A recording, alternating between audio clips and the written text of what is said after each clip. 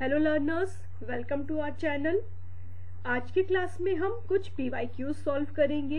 ये आपके जो भी अपकमिंग एग्जाम्स हैं लाइक UGC नेट JRF का जनवरी में है, हायर एजुकेशन का आपका फेब में है और TGT PGT की अप्रैल में डेट अनाउंस हो चुकी है। तो हमने डिसाइड किया है कि हम अब आपके पास टाइम बहुत ही लिमिटेड है, तो हम पूरा चैप्टर जो भी आप पढ़ चुके हैं अब तक, अब आपको सिर्फ PYQs सॉल्व करने हैं। ज़्यादा से ज़्यादा आप MCQs सॉल्व करिए, प्रीवियस क्वेश्चन सॉल्व करिए, यहीं से आपको रिवीजन मिलेगा। आपको अपनी एक स्ट्रेटेजी बनानी होगी, उसी के अकॉर्डिंग आप प्रिपरेशन अपनी कर सकते हैं। मेरे अकॉर्डिंग यही अब बेटर सॉल्यूशन है कि आप ज़्यादा से ज़्यादा मैक्सिमम क्वेश्चन सॉल्व करिए। सो हम पार्ट 1 में 25 क्वेश्चंस आज सॉल्व कर रहे हैं और ये सीरीज आगे कंटिन्यू रहेगी। तो आप मेरी इस सीरीज को ज्वाइन करिए और अगर आपको पसंद आ रहा है, आप ऐसे ही चाहते हैं कि मैं और सीरीज आगे कंटिन्यू करूं, तो आप इसको लाइक करिए, कमेंट्स करिए और अपने फ्रेंड्स के संग भी शेयर करिए। और अगर अब तक आपने चैनल को सब्सक्राइब नहीं किया है तो प्लीज सब्सक्राइब इट। सो आज की क्लास हम स्टार्ट करते हैं। Question number 1 is from which plant source gluten is derive. तो what is gluten?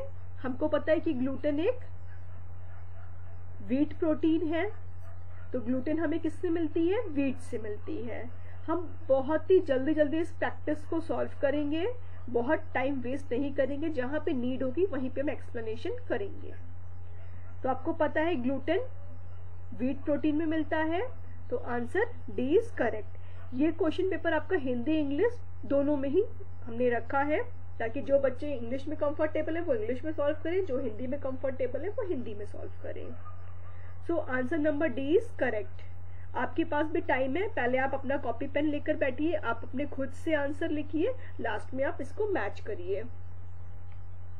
So answer D is correct. यहाँ पे आपको कॉर्नर में आंसर शो होगा। Next, HDL is synthesised and secreted from. HDL क्या है? High density lipoprotein. यहाँ कहाँ पे सिंथेसाइज होता है? ये लीवर में। कहाँ पे बनता है? यकृत में। So answer B is correct. Next, which food service system produces food at a central unit and distributes processed food to other smaller units. तो ये क्वेश्चन आपसे बहुत बार पूछा गया हुआ है कि कौन सा फूड सर्विस सिस्टम है जिसमें एक सेंट्रल यूनिट पे फूड प्रिपेयर होता है और वो अदर स्मॉलर यूनिट्स में वहां से डिस्ट्रीब्यूट होता है, फिर वहां से वो सेल होता है। तो इसका आंसर आपका क्या है? कमिश्नरी सिस्टम। ये पहले भी हम PYQ सॉल्व कर चुके हैं, वहां पे भी ये क्वेश्चंस आ चुके हैं। तो ये कमिश्नरी सिस्टम में आपका ये सिस्टम फॉलो होता है कि एक सेंट्रल यूनिट में एक लार्ज स्केल पे प्रोडक्शन होता है फूड का और फिर वो अदर स्मॉलर यूनिट में वहां से डिस्ट्रीब्यूट होता है, फिर वहां से वो सप्लाई करा जाता है। तो इसका आंसर है commissary food service system. Answer C is correct. Next, which of the following governs the selection of needle. Needle को हम किस बेसिस पे सेलेक्ट करेंगे? थ्रेड के टाइप पर, फैब्रिक के टाइप पर, स्टिच लेंथ पर या टेंशन ऑफ थ्रेड। तो हमें किस टाइप की नीडल लगानी है, ये हमारा फैब्रिक के टाइप पर डिपेंड करता है कि कैसा हमारा फैब्रिक है। हम लोग वूलन अगर स्टिच करते हैं कुछ वीविंग में, जब हमारा स्वेटर बनाते हैं तो उसको बाद में अलग अलग पार्ट्स बनाते हैं, उनको आपस में जोड़ते हैं, तो वहां पे हम अलग तरह की नीडल यूज करते हैं। जब हम कॉटन क्लॉथ करते हैं तो हम अलग टाइप की नीडल यूज करते हैं। तो टाइप ऑफ फैब्रिक इस पर डिपेंड कर रहा है, टाइप ऑफ फैब्रिक पे डिपेंड कर रहा है कि हमारा कौन सी हमें नीडल सेलेक्ट करनी है। Clear? So answer B is correct. Next, which of the following is not a design repeat. इसमें से कौन सी डिजाइन रिपीट नहीं है? तो ड्रॉप पैटर्न एक रिपीटेड पैटर्न होता है, मिरर एक रिपीटेड पैटर्न है, रोटेटरी आपका रिपीटेड पैटर्न है। सैटिन कोई आपका एक रिपीटेड पैटर्न नहीं है, ये एक वीविंग टाइप है ना। सैटिन का आपने कपड़ा देखा होगा, तो सैटिन एक टाइप हो गया, वीविंग का टाइप है, बुनाई का प्रकार है। तो answer D is correct. Next, the term therbligs was given by। अब आपको पता है थर्बलिक्स किसने वर्ड दिया हुआ है। अब आप इसमें भी देख सकते हैं, अगर आप इस स्पेलिंग को आप यहां से पढ़िए तो क्या आएगा आपका थर्बलिक्स। तो गिलबर्ट ने ये टर्म दिया था। मैन पावर को जब हम वर्क सिंप्लीफिकेशन पढ़ते हैं तो वहां पे हमने ये चीज पढ़ा हुआ है थर्बलिक्स के बारे में कि ये टर्म्स गिलबर्ट ने दिया हुआ है। हम मूवमेंट्स को इसके थ्रू मेजर करते हैं, कुछ सिंबल्स होते हैं उसके थ्रू हम मूवमेंट्स को मेजर करते हैं, सिंबल्स देते हैं। तो ये थर्बलिक्स किसने दिया है, गिलबर्ट ने। Answer B is correct. Next, releasing pent up emotional energy is. तो जब हम अपनी इमोशनल एनर्जी जो हमारे अंदर रहती है उसको हम निकालते हैं बाहर, इस प्रोसेस को हम बोलते हैं कैथारसिस। ये आपका वर्ड एरिस्टोटल के थ्रू दिया हुआ है, एरिस्टोटल ने इस पर बात करी थी कैथारसिस की। तो ये releasing pent up emotional energy is emotional catharsis. जो हमारे अंदर फीलिंग्स हैं उसको हम बाहर निकाल रहे हैं, वो है catharsis. Feeling of removing, releasing our emotions. This is catharsis. दबी हुई संवेगात्मक ऊर्जा के बाहर निकालने को कहते हैं संवेगात्मक विरेचन। Answer B is correct. Next, deliberate manipulation of people's belief, values and behavior through words, gesture, images is known as। अब यहाँ पे क्या है, जब हम डेलिबरेटली कर रहे हैं, जानबूझ के मैनिपुलेट कर रहे हैं पीपल्स के बिलीव, वैल्यू, बिहेवियर में, किसके थ्रू, वर्ड्स के थ्रू, जेस्चर के थ्रू, इमेजेस के थ्रू, इस चीज को हम बोलते हैं प्रोपेगेंडा। अब यहाँ पे आपके 4 टर्म्स दिए, पब्लिसिटी, प्रोपेगेंडा, परसुएशन, परसेप्शन। तो पब्लिसिटी तो यहाँ पे होगी नहीं, पब्लिसिटी हम किसी चीज को फैला रहे हैं, परसेप्शन होगा नहीं, परसेप्शन हमारा परसेप्शन है किसी चीज के लिए, हम क्या परसेप्ट कर रहे हैं उस चीज को, वो हो गया। अब आपको कंफ्यूजन यहाँ पे प्रोपेगेंडा परसुएशन में हो सकता है, ये दोनों सिमिलर टाइप से वर्ड्स है। तो पर यहाँ पे जो एग्जैक्ट आंसर है वो प्रोपेगेंडा होगा कि हम लोगों के बिलीव्स को, थॉट को, सबको हम चेंज कर रहे हैं, जानबूझ के हम चेंज कर रहे हैं, तो ये प्रोपेगेंडा है। परसुएशन में हम लोगों का थॉट, बिलीफ चेंज करते हैं, बट वहां पे लॉजिकली उनको भी सोचने की हम देते हैं कि लोग अपना खुद अच्छा बुरा सोच सकें। यहाँ पे हम उनको मैनिपुलेट करते हैं, अपने फायदे की बात करते हैं। और परसुएशन में हम लोगों के फायदे की बात करते हैं, जिसको हम परसुएट कर रहे हैं उसको भी, वो भी अपनी लॉजिक थिंकिंग के थ्रू चीजों को करे, उसको हमने अपने थॉट्स, अपने बिलीफ हमने दिए, बट वो अपनी लॉजिक लगा के चीजों को फॉलो करे या ना करे, it's up to that people, उसके ऊपर डिपेंड करता है। पर यहाँ पे हम प्रोपेगेंडा में हम अपनी चीजों को उसके ऊपर थोपते हैं, ऐसे मैनिपुलेट करते हैं कि वो हमारी चीजों पे एकदम विश्वास, अंधविश्वास कर ले, तो ये प्रोपेगेंडा हो गया। तो answer B is correct. Next, अगर आप कुछ इम्प्रूवमेंट चाहते हैं तो आप वो भी कमेंट्स में बता सकते हैं कि आप कैसे मतलब कैसे हम वीडियो को आगे करें, कैरी ऑन करें, क्या क्या हम इम्प्रूवमेंट कर सकते हैं, तो मोस्ट वेलकम, आप अपने सजेशंस दे सकते हैं। Next, triggering the mind of participants to finding out solutions for a problem is called as. अब triggering the mind of participants, हम लोगों के माइंड को ट्रिगर कर रहे हैं ना। मोस्ट ऑफ द टाइम हम क्लासरूम में भी ये करते हैं कि हमें स्टूडेंट्स को आंसर नहीं बताना, सिर्फ उनके माइंड को ट्रिगर करना है। तो हम क्या करते हैं, ब्रेन स्टॉर्मिंग सेशंस करते हैं। Triggering the mind of participants to find out solution, हम बच्चों से ही सॉल्यूशंस निकलवाते हैं क्लासरूम में, हम उन्हीं से सॉल्यूशन निकलवाएंगे, बस हम उनको ट्रिगर करेंगे। तो this is brainstorming. Answer D is correct.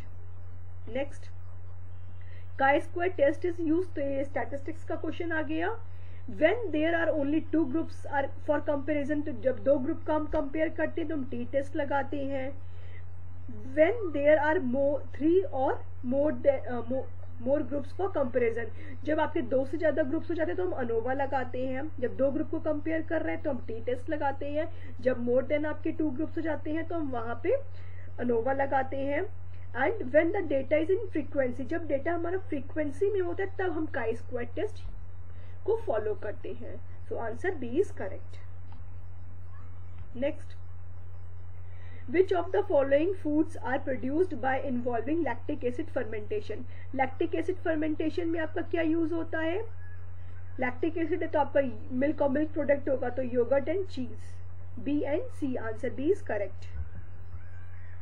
Next, which of the following foods do not contain gluten and is acceptable for patient with coeliac disease to consume. तो ग्लूटेन वाला भी हम previous question कर चुके हैं, I think first second number पे ही था, फर्स्ट क्वेश्चन ही था। तो इसमें किस में रहेगा? व्हीट फ्लावर में व्हीट था सोर्स ग्लूटेन का, तो आपको ए को आपको अवॉइड करना है ना। विच of the following foods do not contain, इसको फोकस करेंगे, डू नॉट कंटेन लिखा है तो व्हीट में तो होता ही है, तो ए इसमें भी है, इसमें भी है, इसमें भी है ए। तो आंसर आपका क्या होगा? B C D, rice flour, gram flour and corn flour. Answer A is correct, A is correct. Next, the tool of management that does not deal with personal, personal means जो वहां के employees हैं, कर्मचारी हैं, उनकी बात हो रही है। तो कौन सी ऐसी मैनेजमेंट के टूल है जो पर्सनल को, कर्मचारियों को, एम्प्लॉयज को डील नहीं करती है? तो ऑर्गेनाइजेशन चार्ट में हम एम्प्लॉयज की बात करते हैं, ठीक है। प्रोडक्शन शेड्यूल, प्रोडक्शन शेड्यूल में हम यहाँ पे आपके एम्प्लॉयज की कोई बात नहीं हो रही है, हम प्रोडक्शन की बात कर रहे हैं, तो आंसर बी नहीं होगा। जॉब डिस्क्रिप्शन, जॉब स्पेसिफिकेशन, ये एम्प्लॉयज से रिलेटेड होता है। बजट, बजट आपका एम्प्लॉयज से रिलेटेड नहीं होता है। कम्युनिकेशन, कम्युनिकेशन में भी एम्प्लॉयज रिलेट करेंगे, कम्युनिकेशन किसी भी ह्यूमन बीइंग के बीच में होगा, तो यहाँ पे पर्सनल्स भी यूज होंगे। तो आपका B and E is not correct, B and E, तो ये आपका answer option B is correct. Then in a pattern darts can be replaced by, dart को हम कैसे रिप्लेस कर सकते हैं? ये भी बहुत बार क्वेश्चन आया हुआ है, तो गैदर्स और कंट्रोल सीन के थ्रू हम इसको रिप्लेस कर सकते हैं। Second and fourth, second and fourth, option C is correct. Gathers बना के, चुन्नट डाल के, और कंट्रोल सीन, सीन को कंट्रोल करके, answer C is correct. Next, which of the following method of printing are currently practicized largely in the Indian textile industry। तो कौन सी प्रिंटिंग हम यूज करते हैं? स्क्रीन यूज करते हैं, रोलर करते हैं, ब्लॉक करते हैं। डिजिटल प्रिंटिंग उस लेवल पे नहीं प्रैक्टिस में होती है, so answer C is correct. First, third and fourth, first, third and fourth. Next, which among the following are neutral colours. Neutral colours हमने primary colour, secondary colour, neutral colours ये सब पढ़ा हुआ है। तो आपका रेड, ब्लू एंड येलो ये primary colours हो गए। फिर इन कलर्स के कॉम्बिनेशन से सेकेंडरी कलर्स बनते हैं, और आपका ब्लैक और व्हाइट न्यूट्रल कलर में आता है, उदासीन तटस्थ रंग में आता है। तो first and fourth, first and fourth, option D is correct. Next, development is a product of, ये भी बहुत बार क्वेश्चन आया है, development is a product of heredity, environment, learning and maturation. तो one and second is correct, first and second, option B is correct. Next, non formal education, अब हमारी education के 3 टाइप्स हो गए, formal education, informal education and non formal education. Formal जो हम school में जाके पढ़ते हैं, हम सबने स्कूलिंग करी हुई है, दैट इज हमारी फॉर्मल एजुकेशन। इनफॉर्मल वो हमारी घर से ही शुरू हो जाती है, हम अपने मम्मी पापा से, अपने पेरेंट्स के थ्रू, अपने फ्रेंड्स के थ्रू, पीयर ग्रुप में, अपने नेबर्स के थ्रू, कुछ भी जहां से भी हम कुछ भी सीख रहे हैं वो इनफॉर्मल एजुकेशन हो गई। देन आपकी एक होती है नॉन फॉर्मल एजुकेशन, जो आप डिस्टेंस एजुकेशन ले रहे हैं, अडल्ट एजुकेशन हो रही है, open education, this is non formal education. तो ये एक ऑर्गेनाइज्ड वे में होती है, सिस्टमैटिक होती है, एक एजुकेशनल एक्टिविटी है, बट कोई हाईली इंस्टीट्यूशनलाइज्ड एक्टिविटी नहीं है।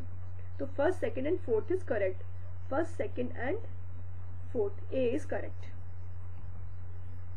Next, which of the following are visual aids. Visual सिर्फ हम देख सकते हैं, ब्लैक बोर्ड को सिर्फ देख सकते हैं, पोस्टर को हम देख सकते हैं, फ्लैश कार्ड को हम देख सकते हैं।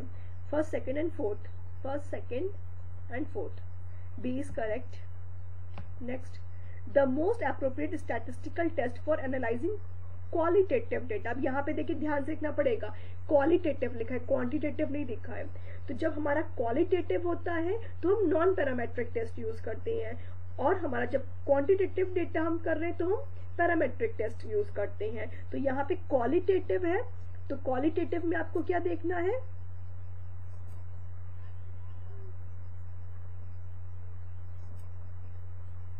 ये आपका क्वालिटेटिव डेटा है, तो आपको क्वालिटेटिव डेटा में नॉन पैरामेट्रिक टेस्ट चेक करना पड़ेगा। नॉन पैरामेट्रिक इसमें से कौन कौन सा हो गया आपका? Sign test, crucial values test. तो second and third, option D is correct. Next, browning in condensed milk occurs due to Maillard reaction. तो ये करेक्ट हो गया, ब्राउनिंग मेलार्ड रिएक्शन की वजह से होती है। It is due to reaction between reducing sugar and fat. तो यहाँ पे फैट नहीं होगा, प्रोटीन की वजह से होती है। ठीक है, तो यहाँ पे आपका आंसर क्या हो गया? ए इज करेक्ट और reason is false. A is true और C is correct.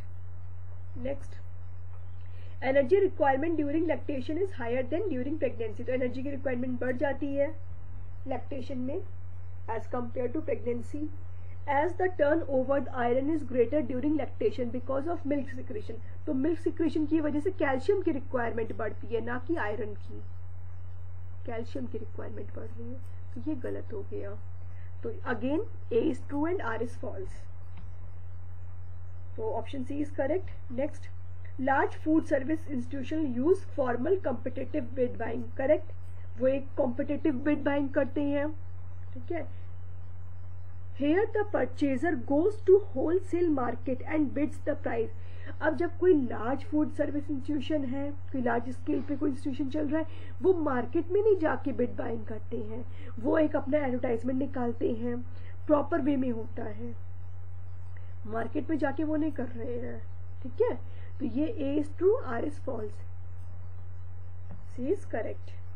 Next, break point of the collar is marked on the placket extension.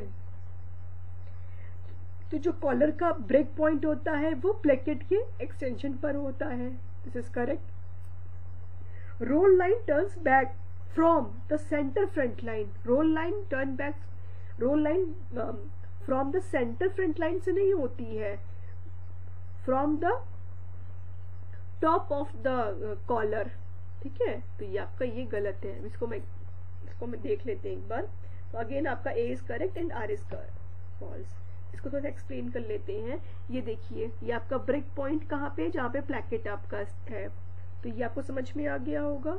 ये break point of the collar is marked on the placket extension. तो placket extension ये हो गया, यहीं से आपका break point ये है। तो ये समझ में आ गया कैसे करेक्ट हो गया।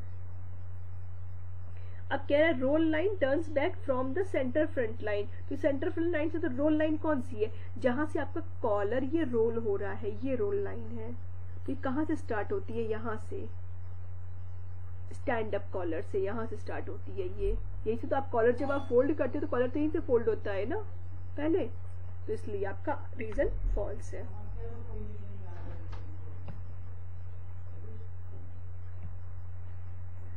नेक्स्ट क्वेश्चन, ये आज की सीरीज का लास्ट क्वेश्चन है। Brocade, huckaback, jacquard and tapestry can be classified under same category.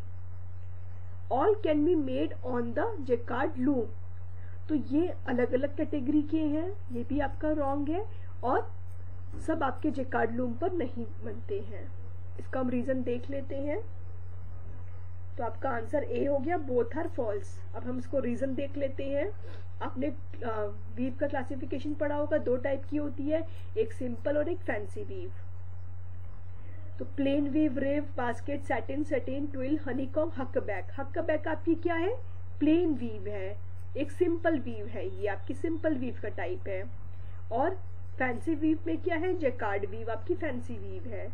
तो एक ही टाइप तो हुए नहीं। जो आपका क्वेश्चन पूछा है कि can be classified under same category, तो सेम कैटेगरी में तो है नहीं। ये आपका सिंपल वीव है हकबैक, और फैंसी में है जैकार्ड, तो अलग कैटेगरी हो गया। अब ये जैकार्ड लूम पे बनता है, ये जैकार्ड लूम पे नहीं बनता है। तो क्लियर कि आपका both are false. I hope कि आपको एक्सप्लेनेशन भी क्लियर मिले होंगे।